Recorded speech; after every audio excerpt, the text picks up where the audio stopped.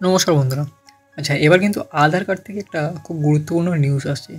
দেখুন, 1.17 কোটি আধার card number কিন্তু নিষ্ক্রিয় করেছে কেন্দ্রীয় সরকার। তো কাদের আধার কার্ড ব্লক করা হয়েছে, কেন বা এই পদক্ষেপ নেওয়া, সমস্ত কিছু এই ভিডিওতে জানবো। ভিডিওটি অবশ্যই শেষ পর্যন্ত দেখুন। ভিডিও শুরু করার আগে বলে দিই, এই সমস্ত ইনফরমেশন বিভিন্ন মিডিয়া, নিউজ আউটলেট এবং ইন্টারনেট থেকে সংগ্রহ করেছি। তো যে কোনো সিদ্ধান্ত নেওয়ার আগে নিজে একবার রিসার্চ করে নেবেন। তো চলুন শুরু করি। দেখুন, unique identification authority of India, সংক্ষেপে ইউআইডিএআই, এখনও পর্যন্ত 1.17 কোটি 12 অঙ্কের আধার নম্বর নিষ্ক্রিয় করেছে। এই পদক্ষেপ করা হয়েছে মূলত মৃত ব্যক্তিদের আধার নম্বরের অপব্যবহার রোধ করার জন্য। এই উদ্যোগের অধীনে ইউআইডিএআই একটি নতুন পরিষেবা চালু করেছে। 24টি রাজ্য ও কেন্দ্রশাসিত অঞ্চলের নিবন্ধিত মৃত্যুর জন্য মাই আধার পোর্টালে পরিবারের সদস্যের মৃত্যু রিপোর্টিং করা যাবে এবার থেকে।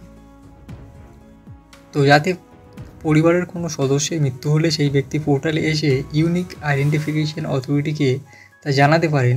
বুধবার জারি করা একটি সরকারি বিজ্ঞপ্তিতে বলা হয়েছে, আধার ডেটাবেসের নির্ভরতা বজায় রাখার জন্য ইউআইডিএআই বিভিন্ন উৎস থেকে মৃত্যু রেকর্ড সংগ্রহ এবং যথাযথ যাচাইয়ের পরে আধার নম্বর নিষ্ক্রিয় করার জন্য সক্রিয়ভাবে ব্যবস্থা গ্রহণ করেছে। তো আধার ডেটাবেসের নির্ভরতা বজায় রাখার জন্য ইউআইডিএআই বিভিন্ন উৎস থেকে মৃত্যুর রেকর্ড সংগ্রহ ও যথাযথ যাচাইয়ের পরে আধার নম্বর নিষ্ক্রিয় করার জন্য এই পদক্ষেপ করেছে। ইউআইডিএআই জানিয়েছে যে তারা ভারতের রেজিস্ট্রার জেনারেলকে আধার নম্বরের সঙ্গে সংযুক্ত মৃত্যুর রেকর্ড শেয়ার করতে বলেছে এবং সিভিল রেজিস্ট্রেশন সিস্টেম ব্যবহার করে 24টি রাজ্য ও কেন্দ্রশাসিত অঞ্চল থেকে প্রায় 1.55 কোটি মৃত্যু রেকর্ড পাওয়া গিয়েছে। যথাযথ যাচাইয়ের পরে প্রায় 1.17 কোটি আধার নম্বর নিষ্ক্রিয় করা হয়েছে। প্রায় 6.7 লক্ষ মৃত্যু রেকর্ডের ভিত্তিতে এখনও নম্বরগুলি নিষ্ক্রিয় করার কাজ চলছে। তো reporting of death of family মেম্বারের অধীনে পরিবারের কোনো সদস্যের মৃত্যুর ক্ষেত্রে মৃত ব্যক্তির পরিবারের কোনো সদস্যকে মৃত ব্যক্তির সঙ্গে তার সম্পর্কের প্রমাণ দিতে হবে। সেই পোর্টালে আপনাকে মৃত ব্যক্তির আধার নাম্বার, ডেট রেজিস্ট্রেশন নম্বর সহ অন্যান্য আরও অনেক তথ্য দিতে হবে।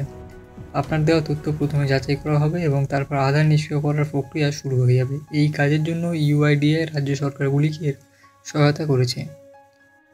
একটি পাইলট প্রকল্প হিসেবে 100 বছরের বেশি বয়সী আধার কার্ড ধারকদের তথ্য রাজ্য সরকারগুলির সঙ্গে ভাগ করে নেওয়া হচ্ছে, যাতে তারা জীবিত কিনা তা জানা যায় সহজেই।